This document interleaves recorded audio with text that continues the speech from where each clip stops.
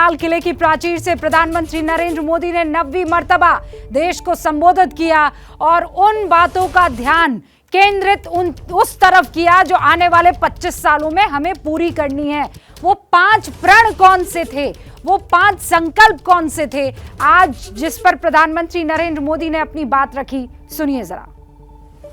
जब मैं पंच प्राण की बात करता हूं तो पहला प्राण, अब देश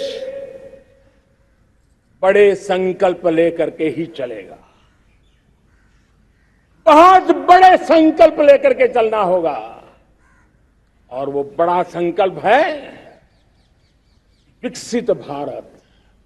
अब उससे कुछ कम नहीं होना चाहिए, बड़ा संकल्प। और सारे बड़े मेहमान, खास मेहमान हमारे साथ एबीपी न्यूज के स्टूडियो में मौजूद है। स्मिता, महिलाओं पर हल्का सा अपनी बात को छूते हुए ये जो 5 संकल्प है, जरा इनका जिक्र कर लीजिए। जी, आप अपनी माँ की बात कर रही थी कि कैसे वो कह रहे थे that keeping your pride intact, to see कि आप पे कोई लालच ना करे जब आप काम पे जाते हैं, to keep yourself safe. जब हम सभी लड़कियां, जब हम कॉलेज के लिए, स्कूल के लिए बाहर काम पर निकलती हैं, तो हमारे माँ बाप हमें यही सीख देते हैं, बी केयरफुल, संभल के चलना, और काम पर भी जो हमारे बॉसेस थे वो हमेशा, it was a male dominated news room. Rubika, आप आर्टिकल 370 की बात कर रही थी। आप और मैं 1 महीने पहले, आर्टिकल 370 हटने के 1 महीने पहले श्रीनगर में थे। हम बहुत सारे लोगों से वहाँ मिले और जब भी कोई हम से आके बात करता था, who were the people who were coming, they were just main, आदमी थे। कोई भी औरत सामने नहीं आई बताने के लिए कि औरतों पर क्या बीत रही है वहां पर। उनकी कहानी कोई नहीं बता रहा था। हम इधर उधर घूम रहे थे, लोगों से बात कर रहे थे। कौन थे, 1 या 2 हमारे से बात करने आई थी और फिर 2 लफ्ज बोलकर वो पीछे हट जाती थी डर के मारे, वो आगे नहीं आ रही थी। आज जब हम लाल चौक पर, जब हमने तिरंगा देखा, चाहे भले ही 6-7 लोग थे वहां पर, फिर भी लाल चौक पर तिरंगा जब भी लोग फहराने आएंगे, there is a sense of pride that one has. दूसरा, जब आप कह रहे थे कि जब प्रधानमंत्री जब बात कर रहे हैं, कह रहे थे कि स्वभाव और संस्कार में ये we have to bring it about in our system कि हम नारी का अपमान ना करें। ये अगर एक बात निकलती, जैसे स्वच्छ भारत, जब उन्होंने पहली स्पीच दी थी, his first speech from the red fort, तब उन्होंने जब स्वच्छ भारत की बात की, जब उन्होंने गंदगी की बात कही, तब हम सब सोच रहे थे अरे शौचालय की बात रेड फोर्ट से कैसे कर सकते हैं। लेकिन जब उन्होंने कहा, he brought it out in the open, कि हम जब गंदगी की सोचते हैं, let us not be ashamed कि हम गंदगी कर रहे हैं, हमें इसे हटाना है। उसी तरह जब उन्होंने कहा कि स्वभाव और संस्कार दोनों में अगर हम नारी अपमान ना करें, it shouldn't come as a natural thing कि हम औरतों का अपमान, it's a natural thing that हम करते हैं, कि जस्ट लूज टॉक जो होता है, जब बिना सोचे समझे हम नारी का अपमान करते हैं और उसे एक मजाक समझते हैं, उसे हम चाहे ड्राइंग रूम में हो, चाहे हम काम पर हो, when we make fun of it, जब हम गाली गलोच में भी अगर माँ और बहन का नाम लाते हैं, हम नारी अपमान वहीं से शुरू करते हैं। हम भले ही अपमान आदमी का कर रहे हो, लेकिन उसकी माँ और बहन का नाम लेते हैं, वहीं से शुरू होता है नारी का अपमान। अगर हम वो बंद करें, वो सोच अपने मन से निकालें, that is the first step.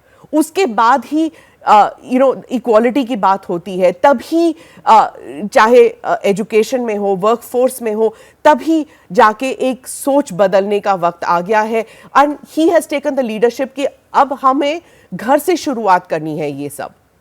और मैं उम्मीद करती हूँ कि ये शुरुआत उनके भाषण के बाद से ही होने लगी हो, जहनी तौर पर ही सही, और उसके बाद आप देखेंगे कि संस्कार में भी वो बदलाव आएगा इंशाल्लाह। आमीन, मैं इतना कह सकती हूँ। लेकिन अब ज़रा उन संकल्पों का भी जिक्र कर ले। ये एक संकल्प है जिसका उन्होंने उन 5 प्रण जो उन्होंने गिनाए हैं उसमें तो नहीं किया, लेकिन वो ये चाहते हैं कि बदलाव आना शुरू हो जाए। लेकिन आने वाले 25 सालों में कैसा हिंदुस्तान आप देख रहे हैं, कहां पहुंच चुका होगा दिबांग, जो बातें आज उन्होंने गिनाई है इन संकल्पों के साथ? विकसित भारत पहला, क्या विकसित भारत बहुत महत्वपूर्ण है। मुझे लगा जो 5 जो संकल्प हैं उनमें जो सबसे महत्वपूर्ण था वो नागरिक कर्तव्य था, जो कि उनका 5वां संकल्प है। फिर उन्होंने एकता की बात की और विकसित भारत की बात की।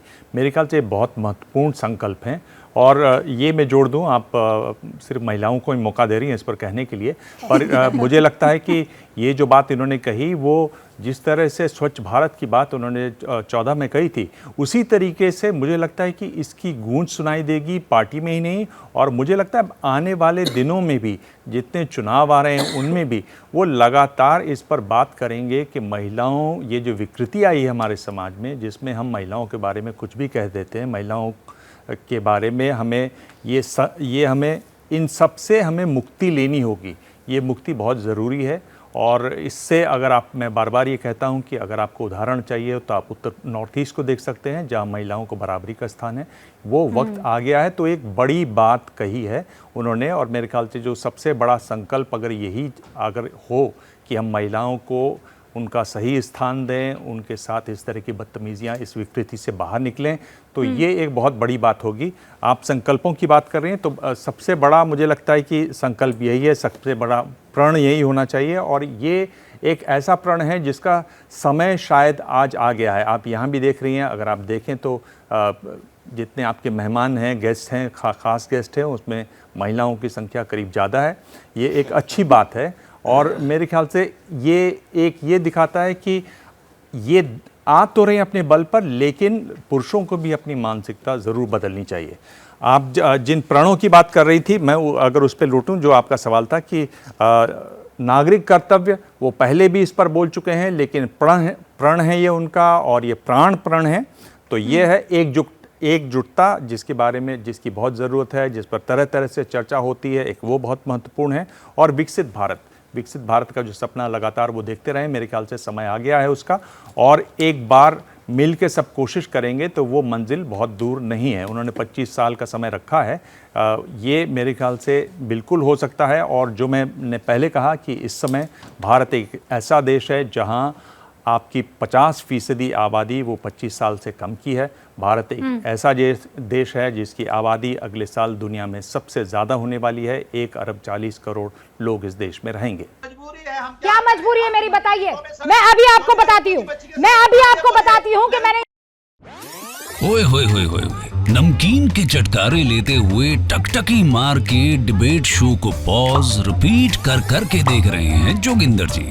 इनकी तरह आप भी देखें अपनी फेवरेट डिबेट्स को रिपीट कर, और डाउनलोड कीजिए एबीपी लाइव ऐप अपने स्मार्ट टीवी पर।